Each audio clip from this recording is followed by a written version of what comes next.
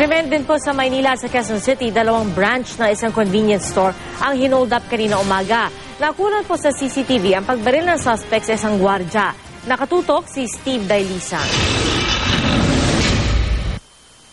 Sa kuha ng CCTV camera, 5:57 ng umaga sa 7-Eleven convenience store na ito sa kanto ng Scout Reyes at Quezon Avenue, pumasok ang isang lalaking nakasombrero, may sinipat malapit sa counter. Walang tao sa kaha dahil nag-aayos ng kadarating na delivery ang kahera. Ang gwardyang si Reynaldo Giatao naglilista habang nag-iikot sa stante.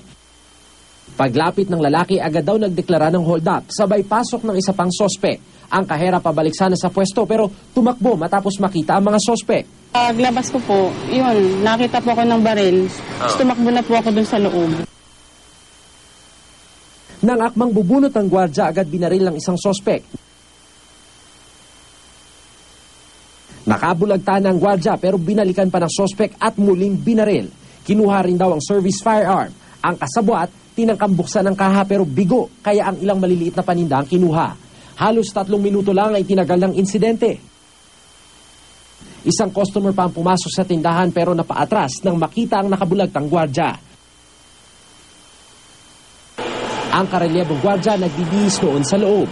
Gustuin man daw tumulong, di nagawa dahil isa lang ang baril na gamit ng dalawang gwardya.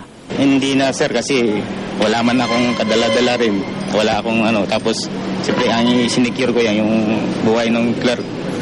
Tinago ko na doon, tapos linak ko na yung pinto. Sa 7-Eleven Tondo naman, 6:40 ng umaga, pumasok ang dalawa ring sospek. Sa kuha ng CCTV, naupo ang isa sa kanila habang nagpanggap namang bibili ang isa pang sospek. Nang buksan ng kaha, tinutukan ng kahero sa kanilimas ang laman ng cash register. Ang mga empleyado pinapasok sa storage room. Wala pang pahayag ang pamunuan ng 7-Eleven. Makipagtulungan daw ang Pulis Maynila sa Pulis Quezon City para kumpirmahin kung iisang grupo ang nanloob sa dalawang convenience store.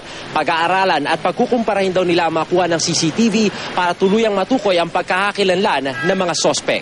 Steve Dailisa, Nakatutok, 24 Oras.